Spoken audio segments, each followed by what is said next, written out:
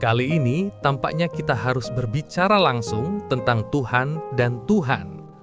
Pertama, Tuhan dengan T besar dan satunya dengan T kecil. Yang pertama jumlahnya satu, lainnya banyak.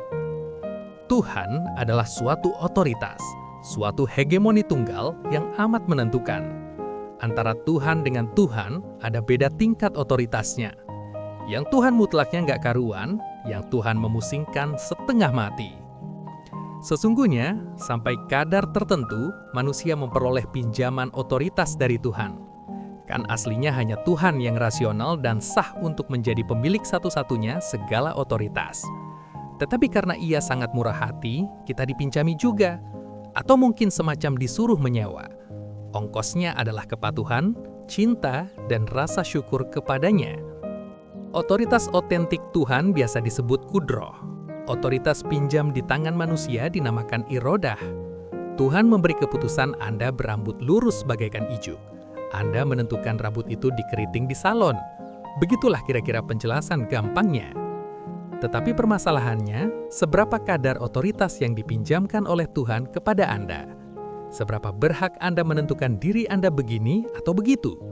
Seberapa sah Anda mengatur orang lain harus kayak gini atau kayak gitu? Dan kalau orang lain itu jumlahnya 180 juta, bagaimana pula menakar kebolehan itu? Gamblangnya, seberapa jauh Tuhan-Tuhan itu boleh mengatur kehidupan Anda?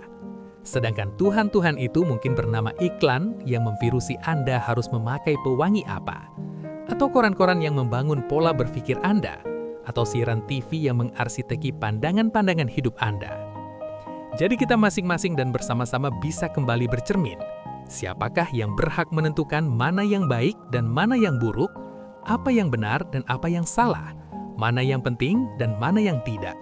Siapakah yang paling sah memilih sesuatu untuk diambil atau dibuang, didahulukan atau dikebelakangkan, diangkat atau dicampakkan, dijunjung atau diinjak, ditinggikan atau direndahkan, dimuliakan atau dihinakan?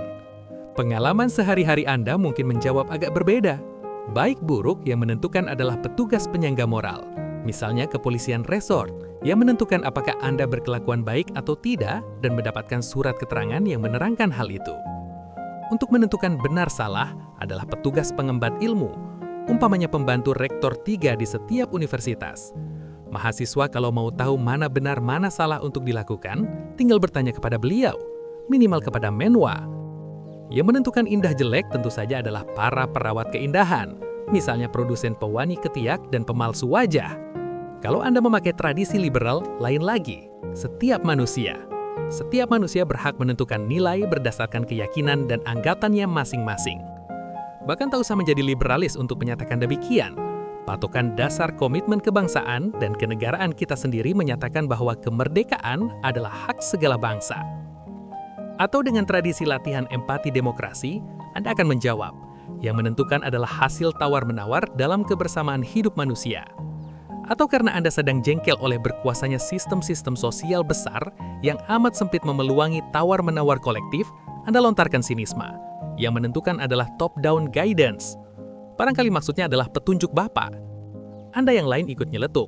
Tuhan de facto adalah yang berkuasa dalam politik dan yang unggul dalam ekonomi. Anda yang lain lagi pakai bahasa dongeng. Yang menentukan apa yang baik dan apa yang buruk dan lain sebagainya itu ada 3. Pertama, makhluk yang keberadaan dan kehadirannya membuat ngeri semua orang. Kedua, makhluk yang sekali bersin keluar dari lubang hidungnya uang miliaran rupiah. Dan ketiga, makhluk yang mengendalikan peralatan komunikasi zaman, pers, jurnalisme audiovisual, iklan-iklan. John F. Kennedy pernah sempat meromantisir peran karya seni dalam sejarah dengan ucapannya yang terkenal, kalau politik kotor, puisi yang membersihkannya.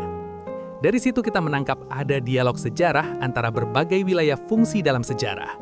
Antara berbagai macam pelaku sejarah terdapat kesejajaran posisi, kesediaan untuk saling mendengarkan, untuk saling mempelajari dan menghargai satu sama lain. Antara satu orang dengan lainnya, antar institusi, antar kelompok, antar profesi, antar bidang. Kekuasaan tidak menggumpal hanya pada salah satu komponen sejarah.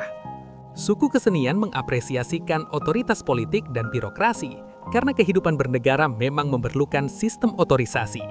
Demikian juga sebaliknya, pemerintah dan kekuasaan juga menyediakan empati kepada kesenian karena suatu pemerintahan selalu memerlukan kontribusi menuju pembudayaan dan pemberadaban bangsa yang diurusnya.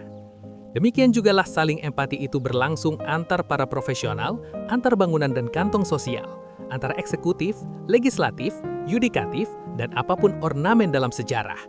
Manusia, pada tataran fungsi dan titik orbit mana dan kapanpun, senantiasa membutuhkan sawang sinawang, saling bercermin, dan saling mengoreksi satu sama lain. Tetapi Amerika Serikat sendiri ternyata adalah Tuhan bagi masyarakat dunia, bahkan jenis Tuhan yang mengerikan. Dan ternyata dalam skala yang berbeda-beda, masyarakat bumi ini di rumahnya masing-masing juga tidak sedikit yang memiliki Tuhan-Tuhan mereka sendiri. Sebatas mana pikirannya boleh mengembara dan kakinya boleh melangkah, sudah tersedia pedomannya di corong radio, layar TV, pidato upacara, suara dari kabel telepon, atau yang terpapar di forum-forum training moral nasional. Bagaimana tampil biada, macam mana hidup yang penuh gengsi, apa model pakaian yang mesti dibeli, sudah ada firmannya di lembar-lembar iklan. Bahkan sebotol minyak goreng menentukan sehat tidaknya akal manusia. Sekarang ini, Tuhan duit sedang menggarap potensial Tuhan yang selama ini belum sungguh-sungguh disentuhnya. Dunia pers secara teoritis, jika punya idealisme, bisa memperjuangkan suara Tuhan melawan otoritas Tuhan. Tetapi di negara-negara yang demokrasinya masih try out, pers memang ada 3 macam. Pertama, yang bersikeras menegosiasikan nilai-nilai, misalnya kayak apa yang demokratis dan yang tidak. Pers macam ini jargonnya adalah insya Allah cepat mati.